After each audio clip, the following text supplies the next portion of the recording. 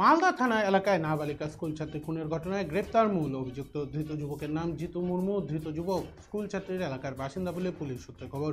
ধৃতের বিরুদ্ধে খুন ও প্রমাণ লোপাটের চেষ্টায় মামলা রুজু করেছে পুলিশ। এই ঘটনায় আর কেউ যুক্ত রয়েছে কিনা তা খতিয়ে দেখছে পুলিশ। প্রসঙ্গত, শুক্রবার বিকেলে মালদা থানা এলাকায় একটি পরিত্যক্ত ইট ভাটা থেকে নবম শ্রেণীর ছাত্রীর রক্তাক্ত মৃতদেহ উদ্ধার হয়। এই ঘটনায় মালদা থানার খুনের অভিযোগ দায়ের করে পরিবার। ঘটনার তদন্তে নেমে এক অভিযুক্তকে গ্রেপ্তার করে পুলিশ। এই ঘটনায় আর কেউ যুক্ত রয়েছে কিনা তা খতিয়ে দেখা হচ্ছে পুলিশের তরফে।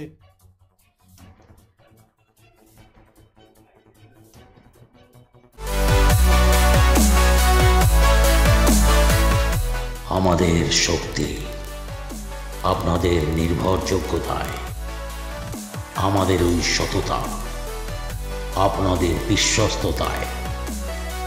আমাদের প্রত্যেকটি গৌরত্ন পরীক্ষিত এবং কার্যকারী।